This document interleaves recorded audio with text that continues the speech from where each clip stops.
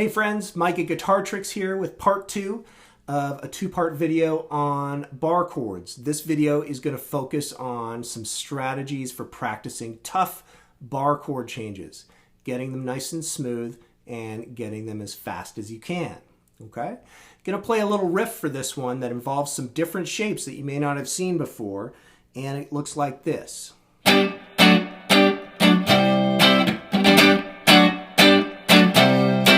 Okay, so this particular riff has 3 chord shapes that I'm going to be cycling through, and I just want to give you some strategies on how to go about practicing this. It's pretty quick, and it's a little bit of a finger twister. Okay, we've got some shapes, bar chord shapes here that use all your fingers, and you've got to be accurate and be able to get all the notes in the chord changed cleanly and quickly.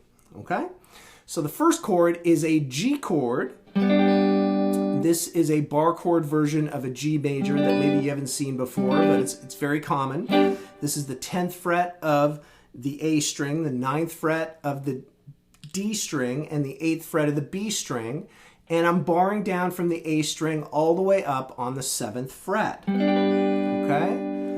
So for more on getting your fingers acclimated with this chord shape, if you need to practice this, check out part 1 of this video series because I'll go through that. Okay, the next chord is a D major chord, but it's a first inversion D major chord because it has the F sharp on the root. Okay, F sharp is the major third of a D major chord, so this is often called a first inversion D major chord. You'll see it notated as a D/F sharp chord. Okay, so here I'm still barring down at the 7th fret of the D, G, and B string and adding the 9th fret of the A string. And for this one, I don't want to be strumming up to the high E string. I just want to go from the A string to the B string. Okay? And the final chord in the progression is our major bar chord shape with the root on the low string. And this is going to be a C major chord, barring down on the 8th fret of all strings, adding the 10th fret of the A and D and the 9th fret of the G. Okay?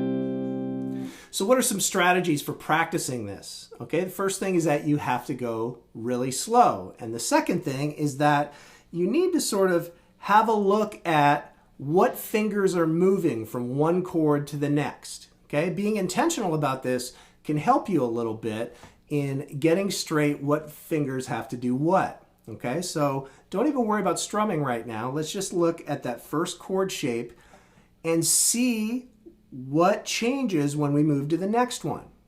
Okay, and what I can see is that the index finger stays the same. You can keep it barring down on the 7th fret. Okay, so that helps us. That's good. The next one is that the ring finger is moving from the 9th fret of the D to the 9th fret of the A. So it's just moving down one string. So that's pretty straight ahead. And the other fingers are coming off. Okay, we're not even using those other fingers in the next chord. Okay.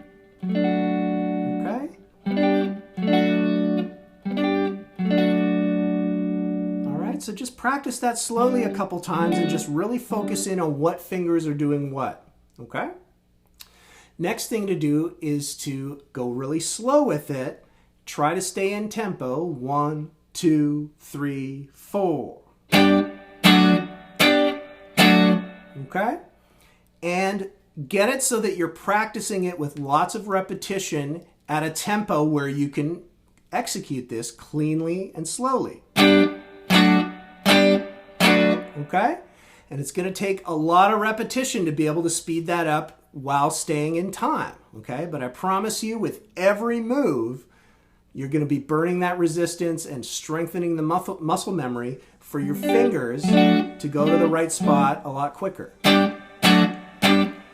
Okay, this riff, a little sidebar, this riff is more of a staccato chord stab type of sound. So there's some muting going on in between. You can use your karate chop of your strums, or you can just lift off the chord by just lifting off the frets, but not the strings. Okay? Or a combination of both works great. Okay? Okay, so practice that nice and slow and methodically ramp the tempo up as your fingers get a little more acclimated to it.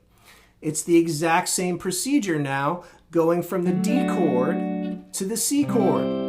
Okay, what fingers are moving? Be intentional about it. Okay, here's where I'm starting. Now I've got to move my index finger to bar down all on the 8th fret. And now all my fingers are going to curl to that bar chord shape so that I can ring out every note nice and clean. Again, we're going to go slow. Okay, just isolate that part of the chord progression at first. Nice and slow.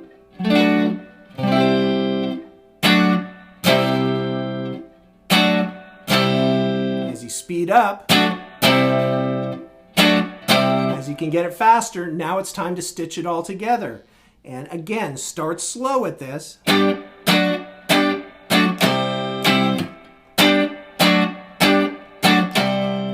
Okay?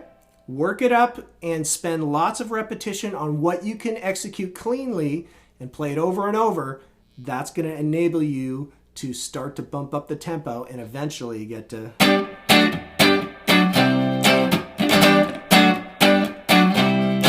Okay? So, have fun with it. Really experiment with just sitting there with lots of repetition, getting it under your fingers, and you'll be there in no time. All right, we'll see you on the next one.